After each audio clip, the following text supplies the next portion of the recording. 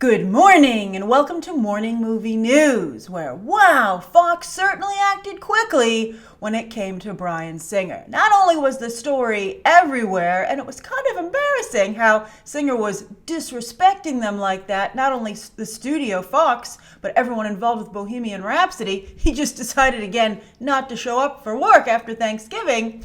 But also, of course, Fox is, it seems, in the middle of a potential sale, so they don't want this messing it up, right? And also, it seems that maybe they learned their lesson from the Josh Trank situation. As you might recall, with Fantastic Four, there were rumors that were discovered by Bleeding Cool like weeks or like maybe even more than that before they had the thing blow up officially, that Fox was out to directors to replace Trank because he was being so difficult on set. You know, there was a creative difference, which I think is one conversation, because I thought that some of Josh Trank's creative ideas were quite good, but then there was also a lot of behavioral problems with Josh Trank as well.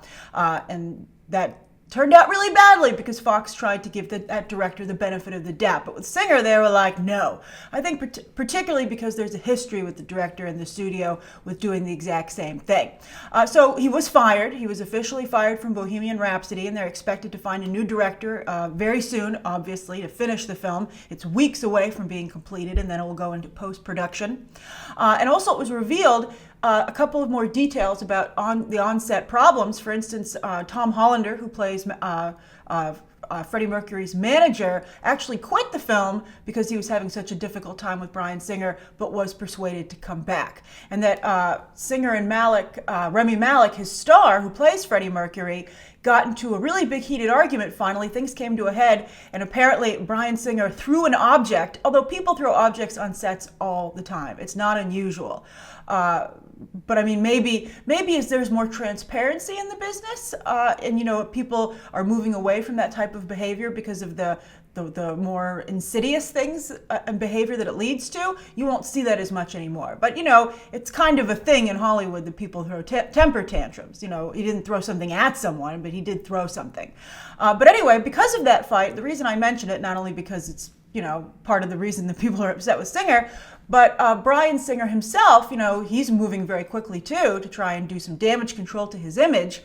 He said that after that argument, he and Rami Malek were in a good place, and that in fact the reason that he didn't return to set is because he has a quote-unquote gravely ill parent, and not only was he having a difficult time, you know, he wanted to be with that parent, but the stress of his parent's illness, well, they just said a parent. I don't know if, you know, how this person relates to Singer, but says, you know, it could be through a loved one, you know, someone that's a parent in his, because he's being very, very, you know, he's not being transparent. But he said that stress is affecting his own health. I'm sure Fox didn't love that damage control spin. They were like, well, that kind of makes us maybe look bad. But here's the thing. I think that how do you explain then the prior absences? The fact that Singer has pulled this before on prior productions, most recently X-Men Apocalypse. So Fox is like, we know this Bryan Singer. It's not like Bryan Singer's acting weird. What's happening? This is same old for Bryan Singer. Also, if a personal situation and stress from that situation was fueling the on-set drama, well, then I think it's clear, at least now, that he should have made that known, and that's, I think, good advice for anyone to heed. Don't pull a Bryan Singer, although I don't think this is what's happening with Bryan Singer. But you know, if something is happening that's affecting how you behave in a different situation, I think you have to give those people a heads up, because surely they will be understanding of what's going on with you. You know, why make them question and think you've lost your mind, right? But I don't really think that it's true. And if it's not true, how horrible is it to hide behind a fake sick parent? Wow, really bad. And I guess Bryan Singer is not worried about tempting fate. Now, also, his relationship with Fox has been so bad on this production that his Bad Hat Harry production deal was not renewed at the end of October. And as we've discussed before, talent, namely, you know, sometimes actors have production companies, but oftentimes it's mostly, you know, behind the camera talent like directors and producers. They have production companies and they get a home with a studio, and the studio gives them on-set offices, and they pay for a couple of employees for them, and they pay for all the expenses of having an office. And the exchange is that studio gets the first rights, first look at any idea that you come up with. And if they don't want it, then you can shop it around to other studios. So they didn't renew that deal when it came up. It was currently a 3-year contract. It had been renewed, obviously, several times, but the end of this October. And they said, you can just stay here until the end of Bohemian Rhapsody.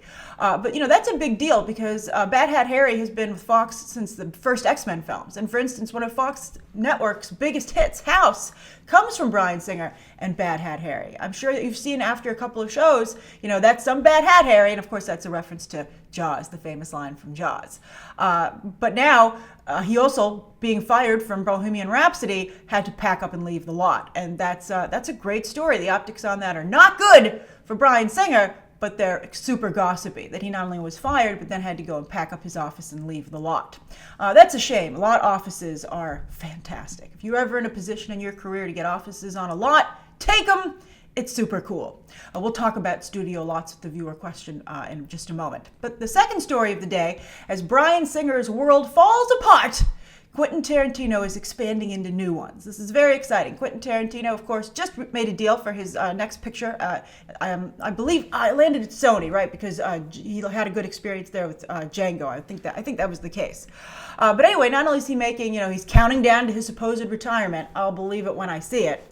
But apparently he had an idea for a Star Trek movie, right? And he told it to JJ Abrams, and JJ Abrams, not being an idiot, said, yes, let's do it. Because no one's doing anything with Star Trek right now. Star Trek Discovery on CBS All Access is a hit, but that's in a very small space. Not only is it on a small screen, but it's on a streaming service with a paywall. So I'm glad that people who watch it are enjoying it, but it's not exactly something everyone's talking about, right? So, especially Quentin Tarantino, it seems, is a super fan of Star Trek. And it's always wonderful when a fan is able to contribute to what they love. So I think this will be hilarious. I wonder how much swearing and space we'll have. It's fantastic. And you have to wonder how fantastic it would be to have Tarantino writing for Shatner, right? I mean, we'll talk about an amazing match, especially when you think, for instance, like the speech in Kill Bill Volume 2. I hate that speech because it's totally wrong about what Superman is like, but I understand, I respect it. I know a lot of people do like it. It's very divisive. And I think that you can see the Tarantino and Shatner would be a great match. But maybe Chris Pine will get him. Maybe it'll be a whole new crew. Who knows? And I don't really know how you could bring Shatner back at this point. But here's the thing. Tarantino will not be writing, unfortunately. That's a shame. That makes it a little bit less exciting. It's his idea. And he and JJ Abrams are putting together a writer's room to script the idea. Writer's room. Nothing really ever good comes from writer's rooms. I think that we can all point to that and feel that anything by committee, it seems, not the best thing, right? So I wish they'd handed it to another writer. Or I don't know, if I were J.J. Abrams, I'd be like, I'm going to hire a horrible writer's room and just horrify Tarantino into writing this himself. I'll be like, well, you could always write it yourself, Quentin. And he'd be like, okay. So I think also Star Trek, Star Trek Beyond, again, I know some of you enjoyed it, but it was the lowest grossing of the reboot films to date with $343 worldwide. Although these movies have never made a tremendous amount of money. The first one in 2009, my favorite of the reboots, fabulous movie, only made $385 worldwide. That's only like a $40 million difference. And then Star Trek Into Darkness, the most successful, and I think actually I thought Beyond was the worst of the films, but I didn't like Darkness either. And that was when, that brought Benedict Cumberbatch to the silver screen. But that only made $467, and we go much higher these days, right? Those are some low numbers considering the blockbuster business today. So Star Trek is totally in need of the Tarantino touch, and he will direct. And I think anybody who would not go and see a Tarantino Star Trek movie, even if you're the most casual or even a non-fan, it's just such an interesting idea. I think you'd want to check it out. And I love this. For instance, smaller prestige auteur directors like Nolan, Jenkins, Waititi have done wonders for the comic book business. But I'm very excited about this possible new development of more high-profile, established auteur directors taking in comic book movies. Not only with someone like Tarantino, this is blockbuster films, right? And Jay Bayona is in that first group, but I'm talking again about established, very highly regarded, high-profile auteur directors. And so also Scorsese working on the potential standalone Joker movie. We'll see if that ever happens.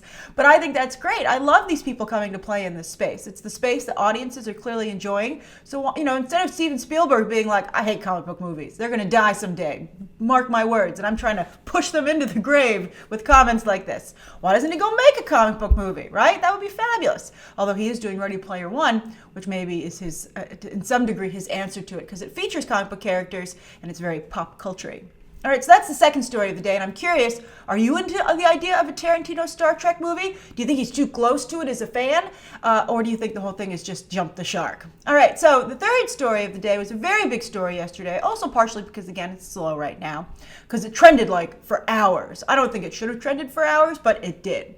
And that's that House of Cards is returning, sans Kevin Spacey, with Robin Wright taking the lead. It seemed like the obvious next step after what happened with Kevin Spacey, but oftentimes Hollywood doesn't take the obvious next step. So it was a delight to see that they did. Maybe that's one of the reasons it trended. It was so great to see something that should happen actually happen.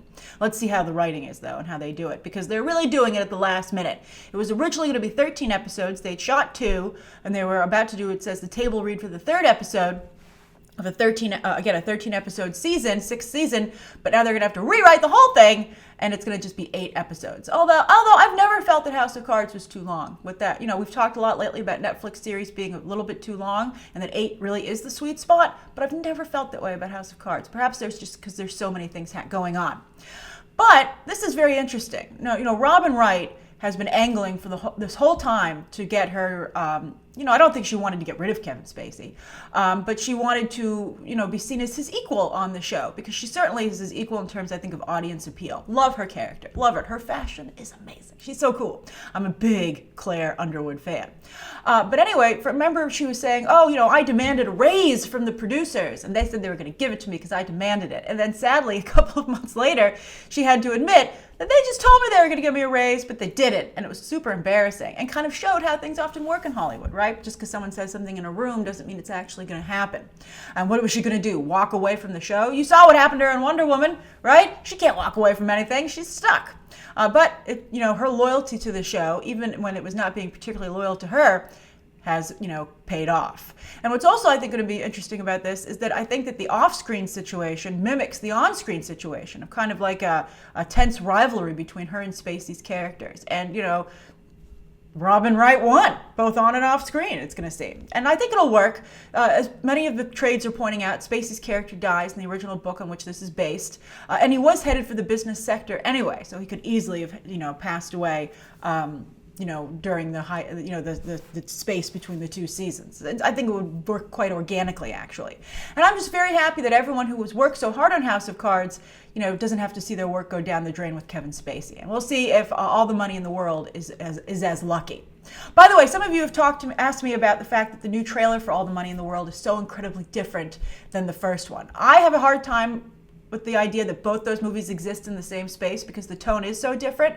But I will tell you that I think that it's pretty clear that while Ridley Scott feels this is still an awards contender, he's like, I want to make my awards qualifying release date, December 22nd.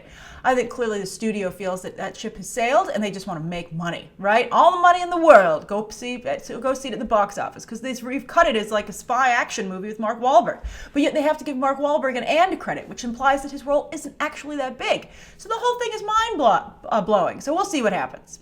All right, so let's go to today's viewer question, which is from Cameron, one of the BTT viewers that I had a Skype call with on Sunday. And Cameron said, I have a question. Can I DM it to you for morning movie news? So I'm happy, Cameron, to follow up on our conversation by answering your question. And I think it's something that will interest a number of you.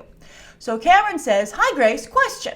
I'm currently in high school, and I took a dual enrollment program for film production at my local college. After a year, I earned a certificate of completion, which is like a degree. Now, I know that the entertainment business is all about connections, so I figured that with an internship, passion, and the knowledge I've learned, I don't need to waste money on getting a 4-year degree after I graduate from high school, he means. Do you think I have the right idea? Why or why not? Thanks for reading and answering my question. I've been a BTT viewer and subscriber for 2 years now. Love your work, and greetings from Georgia. Cameron, happy to give you some advice here. This is a very difficult choice, obviously, and I think it's a choice that many people find themselves facing. I want to be honest with you. It's very hard to get an internship if you're not in college. And also if you're not majoring or minoring in film, or sometimes in liberal arts, because they want you to have something that you're studying that goes along with what your internship's going to be, right? And the reason it's hard to get an internship is that internships don't pay. In fact, often you have to pay to intern these days because they were getting sued by people saying you're using me as free labor. So you have to use college credits for your internship, and you have to pay for college credits. That's how it works out, having to pay. And the reason they don't want to hire interns who aren't in college is because since they're not paying you, even if they were, it would be a very minimal amount. They don't want to be liable for you having to not being able to support yourself eventually. Now, you could go into the office or whatever, when you apply for the internship and say, don't worry, I'll get another job to take care of myself. This is not going to be a problem. But I think that the company, understandably, is concerned that at one point you will come in and say, look, I can't make ends meet and I need you to start, you'll demand to be paid, or it's going to be a very sticky situation for them. So they're just going to avoid it by not hiring you. So I think it would be almost impossible for you to get an internship if you weren't studying at college. Now, you could, of course, get a job on set, particularly with your certificate of completion. But you couldn't get an office job. You couldn't get a job in a production company or in an agency or any of those types of places that often lead to opportunities, paid opportunities in a career. So you'd have to only be able to get a job on set, usually as a production assistant. That's a lot of manual labor, and then you can decide what department you're interested in and work your way up from there. So if you're interested in working on set, anything up to an assistant director, a first assistant director, that could be doable for you because of your local college certificate of completion. That could be a career path that would be open to you, and that could be a wonderful, very rewarding career. There's a lot of camaraderie on set because of the union. Some of those jobs are well paying, and also working on set. It's just a magical place to be on a studio lot. They take bikes around everywhere or little golf carts. It's fabulous, right? It's a little bit like a college campus. It has a really nice feeling to it, and you could spend a lifetime there and really be very happy with it. But if you're somebody who wants to be, because I don't know what you're interested in doing, Cameron, but if you're interested in being above the line talent, that's how they divide it. On the call sheet, there's below the line and above the line. So if you want to be a director or a writer or a producer, right, or even a cinematographer and stuff like that. Although, if you want to be a cinematographer, maybe a DP will take you on as an apprentice. That could work. You should really reach out to the guilds of the area that you're interested in working eventually, Cameron, and they'll probably give you some advice on this as well. But James Cameron and Quentin Tarantino also didn't go to college. They didn't study film, and they are obviously quite successful. But their inroad was writing. So you'd have to be able to be a very good writer and write a great script and start out making some small films. But it's very hard. Getting into the entertainment business is difficult. So the other reason that you would maybe want to go to college is to get a backup career. And so you could not only have, the college kind of like giving you like an extra 4 years of security in terms of, where you're living and, what's going on with you. But it would also give you a backup career that you could pursue if, maybe the movie thing doesn't work out or is taking too long. So also I want to tell you that you don't have to go to like the most amazing film school and travel to a different state. You could go to a local school. You're in Georgia. There's a lot of production in Georgia. So that could also help with you getting work on set. But find a great local school that you can attend for free, and then just get that degree, and major and minor in film production or even film studies, which is sometimes called cinema studies. That's another route you can go. So, you'll have the film connections and you'll have the support of being in a four-year program. Then you'll also have a backup career. And the final thing that I want to say is that I do say all the time that the entertainment business is about connections. But a big thing about connections is it's someone vouching for you, and that's another part of the Hollywood of Hollywood and the entertainment business. Someone vouching for you, and that can either be a connection, and sometimes it's also an accomplishment, things that you've done, like your certificate of completion. But it's also school, and in early days, to be able to say that you went to some film program is just another thing. It makes you less of a risk, and the more things that you can have that make you less of a risk, the better off that you're going to be in getting a position somewhere in Hollywood. Nobody wants to take a risk, but actually that's pretty much a good rule in life. Nobody wants to take a risk. The only person who's going to take a risk on you is you. And you might get someone to take something of a risk, but you want to, do them a favor. Help them help you. Minimize the risk that you're asking them to take as much as possible. And I think, Cameron, with your idea, you're asking someone to take probably more of a risk than most people would be comfortable with. So just keep that in mind. All right, so I hope that explains that to you, that helps you understand the situation and the reality of it. Good luck to you. Break a leg. Thank you, everybody, for tuning in today. Please write down below, I think, today's top 3 stories, Cameron's viewer question, any advice that you might have from your own experiences, anything you'd like to see covered tomorrow, and, of course, any questions that you might have. Thanks for watching. Bye.